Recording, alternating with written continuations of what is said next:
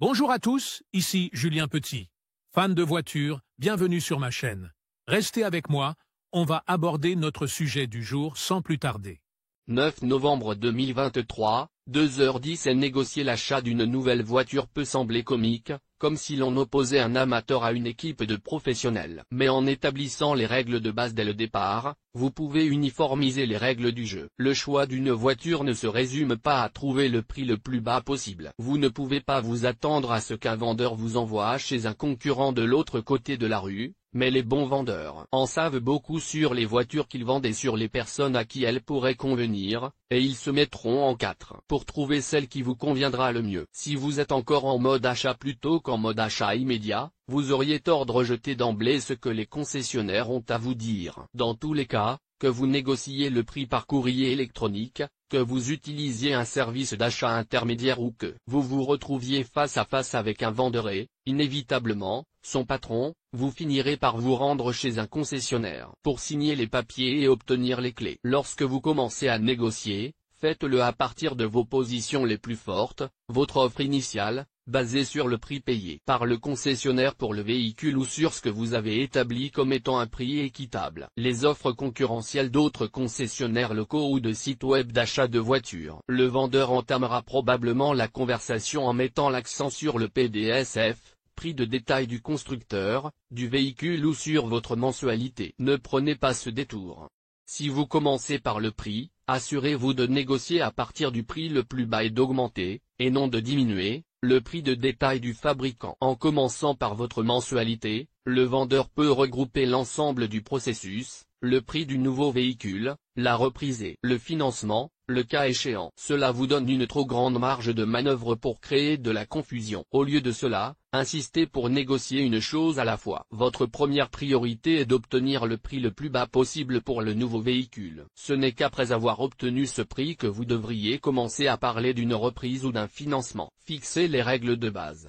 Au lieu d'entamer une discussion sur les conditions du vendeur, faites-lui savoir que vous avez fait des recherches approfondies sur le véhicule que vous souhaitez acquérir et vous avez déjà effectué un essai routier. Vous savez exactement quel niveau de finition et quelles options vous souhaitez, vous avez découvert le prix de cette configuration et vous savez approximativement ce que le concessionnaire a payé pour ce véhicule. Vous avez calculé ce que vous êtes prêt à payer. Assurez-vous auprès du vendeur que son offre inclut un bénéfice équitable. Si le vendeur peut atteindre votre objectif, vous êtes prêt à acheter immédiatement. Dans le cas contraire, vous avez l'intention de rendre visite à d'autres vendeurs. Allez droit au but.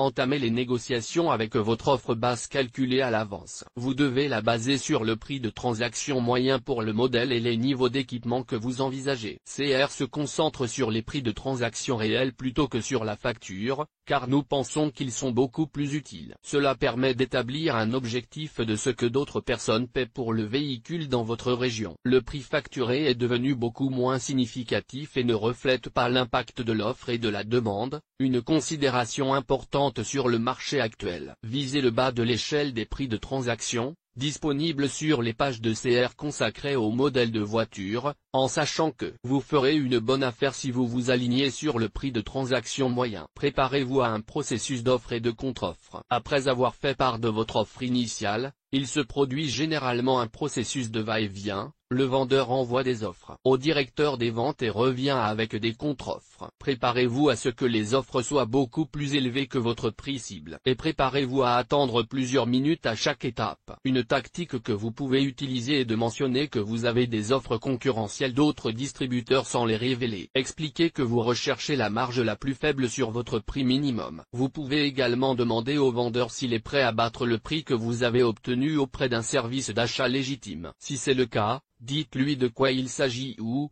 mieux encore, montrez-lui une copie papier. Essayez de ne pas trop discuter. Continuez à négocier à partir du chiffre le plus bas, en l'augmentant progressivement, plutôt que d'accepter la contre-offre du concessionnaire et de la baisser. Si vous utilisez le prix moyen de la transaction comme point de départ, la négociation sera probablement rapide. Si vous commencez par un chiffre plus bas, il vous faudra probablement plus de temps pour parvenir à un accord. Dès le début, vous devez rester sur la bonne voie et éviter que la négociation ne dérape. Par exemple, si le vendeur vous demande de reprendre votre voiture, insistez pour qu'il fixe d'abord le prix de la nouvelle voiture. En ce qui concerne le financement, expliquez que vous avez obtenu une préapprobation pour un prêt et que vous êtes prêt à payer comptant, mais que vous pourriez envisager un financement par l'intermédiaire du concessionnaire, à condition que l'offre soit compétitive. Faites savoir au vendeur que votre principal objectif est de parvenir à un accord sur le prix d'achat. Rassurez le vendeur en lui disant que si vous acceptez tous les deux des conditions que vous jugez équitables, vous pouvez vous attendre à une vente rapide. Dans le cas contraire, vous passerez à autre chose. Il est probable que vous soyez ensuite transféré vers un responsable ou un vendeur plus expérimenté. Dans ce cas, répétez simplement les mêmes règles de base à cette personne. Mais quelle que soit la personne qui se retrouve en face de vous, une explication claire de ce que vous recherchez vous aidera à contrer les tactiques de diversion auxquelles vous pouvez être confronté. Restez sur vos positions.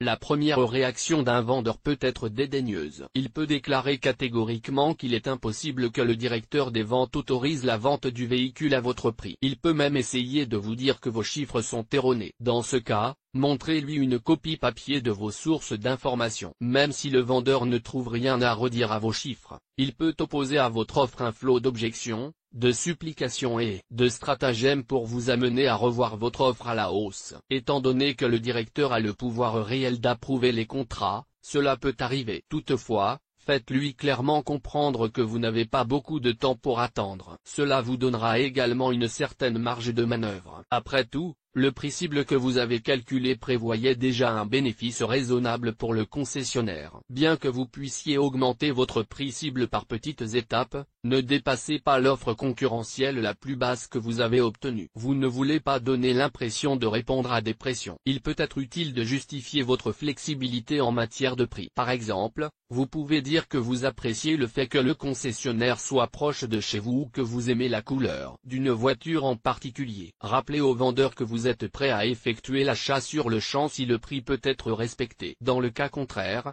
vous devrez réfléchir à la question. Si les négociations n'aboutissent pas, c'est le moment de vous excuser, de vous lever et de partir. Vous n'avez pas besoin de perdre votre temps ni celui du vendeur. Souvent, un vendeur essaiera de vous arrêter en vous disant qu'il pense que quelque chose pourrait être fait pour vous satisfaire. Mais s'il vous laisse partir, il se peut que le dernier prix proposé soit proche de la limite fixée par le vendeur. Si la négociation s'est arrêtée à un chiffre supérieur au prix compétitif que vous avez obtenu ailleurs, dites-le au concessionnaire. Faites savoir au concessionnaire qu'il n'est même pas dans la fourchette. Cela pourrait l'inciter à rendre à nouveau visite au directeur des ventes afin d'obtenir un prix plus bas. Déterminez le moment où vous devez vous retirer. Si votre conversation s'enlise et que l'offre du croupier est loin de correspondre à ce que vous pouvez accepter, il est peut-être temps de jeter l'éponge. Si vous êtes confronté aux tactiques suivantes, adressez-vous à un autre concessionnaire. Le concessionnaire peut essayer de vous convaincre que la remise, ou le financement à faible coût, n'est disponible que pour les clients qui paient le prix d'achat. Ce n'est pas le cas.